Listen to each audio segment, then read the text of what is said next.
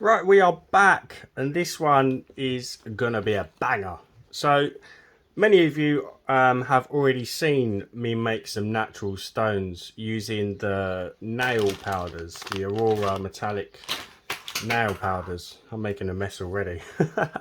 So we're going to create our own, and you could kind of use this for Halloween, but I actually really like the outcome of this one. So I'm calling this the Bloodstone. It's not based on a natural stone. This would be great for things like cosplay, again Halloween, and they just look stunning on their own. And again, I'm cheating with UV resin just because it's quick and easy. You can do this with 2-part, as I've shown in previous videos. It's not a problem.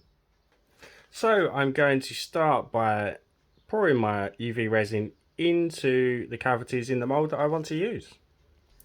And now we just need to cure them.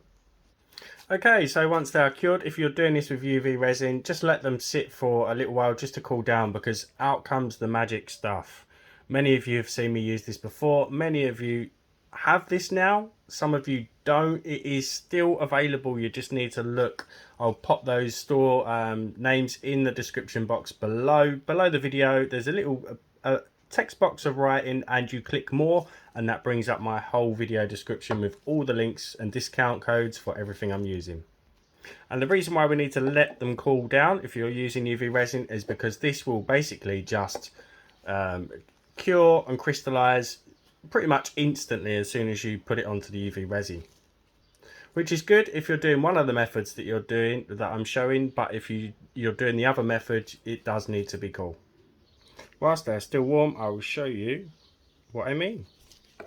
So I've just applied some of the Frost Effect liquid onto my piece. Should have cleaned my brush, but it doesn't matter. It's fine. We're going to colour it anyway once it has done the magic part. So I paused it for a quick second to move my camera, and it's already started to crystallize because of the heat. As I've shown in previous videos, you can get this effect on cold resin by using a long nose lighter just to speed up the crystallizing of the liquid. I don't know if you can see that. Can you see it? But we're going to add some more anyway, but you'll start seeing already those small crystal areas just starting to grow on the piece. I love this stuff. It is so cool. So depending on how much crystal you want in the piece, you just keep layering until it's built up enough. I love watching it activate as well. It's so satisfying to watch. Sometimes it can be instant, in the flash of an eye. Is that a saying? In the blink of an eye.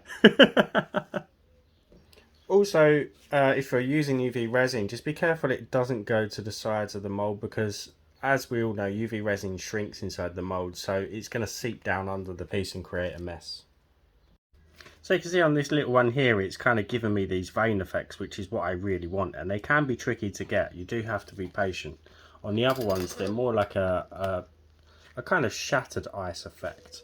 So now the other two have cooled down, I'm going to try and get that veiny effect on those. And to do that, I'm just going to use the end of my paintbrush and just put very, very small amounts over the piece. And you have to be patient with this, because you now have to wait for that to start to crystallize on its own, and it hopefully will start to branch out and give us that vein effect. So whilst those two are hopefully doing what I want them to do, out comes the red alcohol ink. I'm going to add a few drops into our cup here, and then just using a dotting tool, you can just dab that and it will start to absorb. That's not the best dotting tool to use. Let's try the end of my paintbrush. Now the reason why I'm not applying the ink directly to the piece is because it will stain the resin and it won't give us the effect that we want. And I've tried also colouring the crystal paint with the red, and it does the same, it just stains. So we want that to spread out just on the frost effect itself.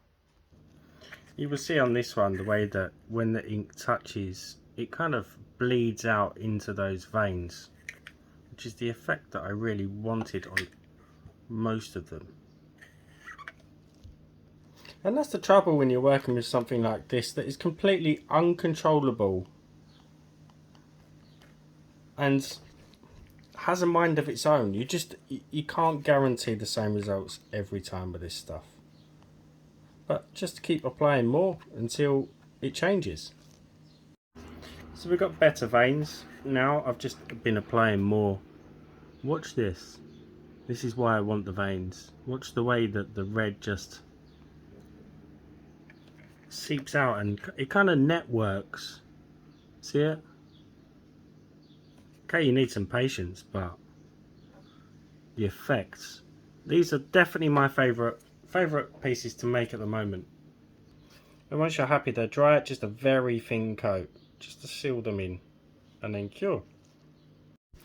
Okay, so now for the nail powder.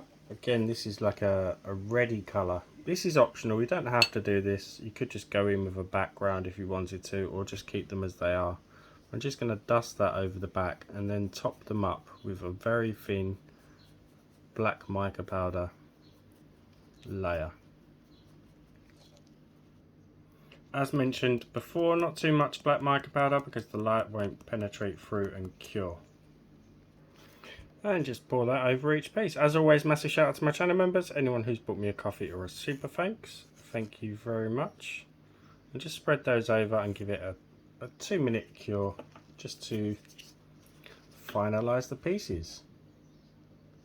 And if I could give you any advice at all with resin art, it would be to screw the lid on your mica powders before you pick up your pots. Oh my goodness.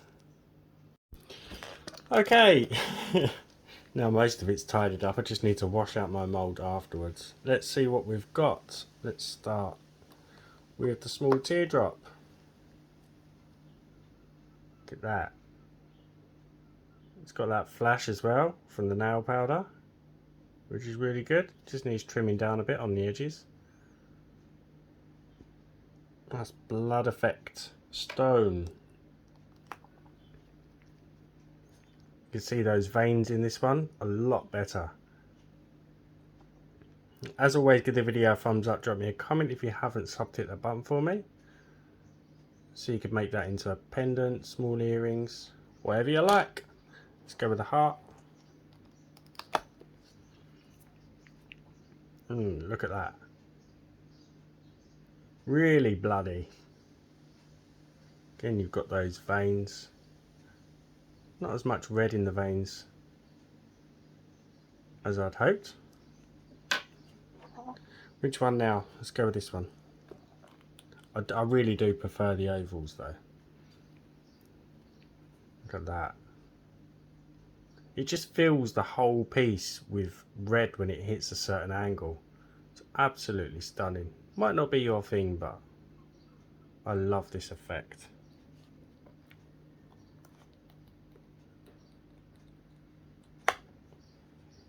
Here's another one I did yesterday in the bezel. Really, really cool. And there we have it. Not as much. We've got some clear areas with the frost on this one, but it's still like a blood splatter effect. And it cured a bit. I need to sand this down and dome it. Well, not dome it. Top coat it. But I really, really do like these. Right, I hope you enjoyed the video. I will see you for the next one. Bye for now.